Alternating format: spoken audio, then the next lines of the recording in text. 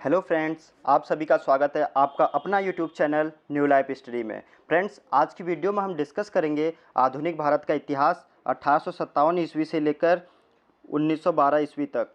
दोस्तों, वीडियो को अंत तक ज़रूर देखना। अगर वीडियो पसंद आए तो प्लीज़ लाइक, सब्सक्राइब और कमेंट करके ज़रूर बताना कि वीडियो कैसी लगी।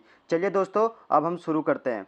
दोस्तों, बात करते हैं 1857 ईस्वी के विद्रोह की। तो दोस्तों, हुआ ये था कि 29 मार्च 1857 ईस्वी को मंगल पांडे नाम का एक सैनिक था। उसे बैरकपुर में गाय की चर्बी से बने कारतूसों को मुंह से काटने के लिए कहा गया, लेकिन उसने इसे मना कर दिया। तो इसके फलस्वरूप क्या हुआ कि उसे गिरफ्तार कर लिया गया और 8 अप्रैल 1857 ईस्वी को उसे फांसी पर चढ़ा दिया गया।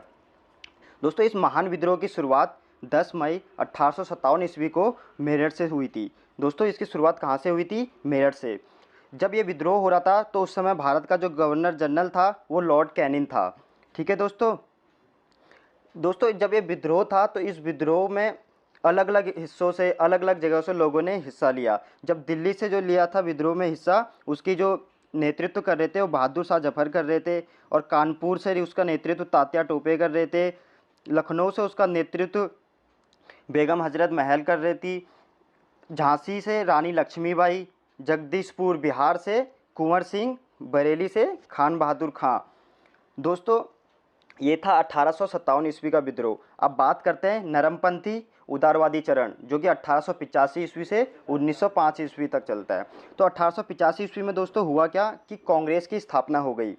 अब जब कांग्रेस की स्थापना हुई उस समय हमारे देश का जो गवर्नर जनरल था वो कौन था? Lord Dufferin. दोस्तों, ये इंपॉर्टेंट क्वेश्चन है। ये क्वेश्चन आ सकता है कि कांग्रेस की जब स्थापना हुई तो उस समय देश का गवर्नर जनरल कौन था? तो दोस्तों, कौन था? Lord Dufferin. दोस्तों, जब ये स्थापना हुई उस समय 72 प्रतिनिधियों ने इसमें भाग लिया, और इसके संस्थापक, कांग्रेस के जो संस्थापक थे वो थे ए.ओ. ह्यूम, जिन्हें हर्मिट ऑफ शिमला भी कहा जाता है। इसका पहला जो अधिवेशन हुआ था दोस्तों वो बम्बई में हुआ, और उसकी अध्यक्षता करी थी व्योमचंद्र बनर्जी ने। दोस्तों, बात करते हैं अब 1886 ईस्वी की। इस समय क्या हुआ था? धीरे धीरे धीरे करके कांग्रेस जो पार्टी थी वो पूरे भारत में फैल चुकी थी। पूरे भारत में इसने अपने जड़ें मजबूत कर ली थी और यह एक राष्ट्रवादी पार्टी के रूप में उभर कर आई। ठीक है दोस्तों। अब बात करते हैं 1887 से 1891 ईस्वी की। तो 1887 ईस्वी में दादा भाई नौरोजी ने इंग्लैंड में एक समिति का स्थापना कर दी। उस समिति का नाम रखा भारत सुधार समिति। दोस्तों, इसका मेन जो मोटिव था, जो इसका मुख्य उद्देश्य था, वो था जो अंग्रेजों की नीतियां हैं उसका विरोध करना। ठीक है दोस्तों। और इस समय जो अब कांग्रेस के अधिवेशन भी चालू थे, तो कांग्रेस के जो पहले मुस्लिम अध्यक्ष थे वो थे बदरुद्दीन तैयब। ठीक है दोस्तों, पहले कौन थे? बदरुद्दीन तैयब। और कांग्रेस के जो पहले अंग्रेज अध्यक्ष थे वो थे जॉर्ज यूल। दोस्तों, अब आगे चलते हैं और बात करते हैं 1892 ईस्वी की। तो दादा भाई नौरोजी ने इंग्लैंड का एक फिंसबरी नाम के स्थान से क्या करा? सांसद का चुनाव लड़ा। किसका चुनाव लड़ा दोस्तों? सांसद का। और वो इंग्लैंड की संसद तक पहुंच गए। वो पहले भारतीय थे जो इंग्लैंड की संसद में पहुंचे। ठीक है दोस्तों, ये क्वेश्चन बन सकता है कि वो भारतीय कौन है जो इंग्लैंड की संसद में पहुंचे? तो कौन थे? दादा भाई नौरोजी। अब दोस्तों, बात करते हैं उदारवादी नेता और उग्रवादी नेता की। तो अगर उदारवादी नेता की बात करें दोस्तों, ये जो नेता थे वो अंग्रेजों को अपनी बात मनाने के लिए पत्र लिखा करते थे, मतलब बहुत सिस्टमेटिकली चलते थे। अब उग्रवादी नेता की बात करते तो उग्र से ही पता चल रहा है कि ये हिंसक रूप से होते थे और हिंसक तरीके से पेश आते थे। और उग्रवादी नेता में जो थे दोस्तों वो दादा भाई नौरोजी थे, गोविंद रनाडे थे, और गोपाल कृष्ण गोखले थे, मदन मोहन मालवीय थे। और उग्रवादी नेता जो थे दोस्तों वो थे बाल गंगाधर तिलक, लाला लाजपत राय, बिपिन चंद्र पाल और अरविंद घोष। ठीक है दोस्तों। अब आगे बढ़ते हैं और बात करते हैं 1905 ईस्वी की। 1905 में क्या हुआ दोस्तों? जब बंगाल में बढ़ते राष्ट्रवाद को देखते हुए क्या किया गया? 20 जुलाई 1905 को बंगाल गवर्नर, जो उस टाइम पे बंगाल के गवर्नर थे, लॉर्ड कर्जन, इन्होंने क्या करा? बंगाल के विभाजन की घोषणा कर दी। ठीक है दोस्तों। तो अगर क्वेश्चन आता है तो बंगाल के विभाजन की घोषणा किसने करी थी? तो लॉर्ड कर्जन ने। अब इसके विरोध में क्या हुआ? 7 अगस्त 1905 ईस्वी को कोलकाता में एक स्वदेशी आंदोलन, जिसे बंग भंग के नाम से भी जाना जाता है, इसका आरंभ हो गया, जिसका नेतृत्व कौन करे थे दोस्तों? सुरेंद्रनाथ बनर्जी।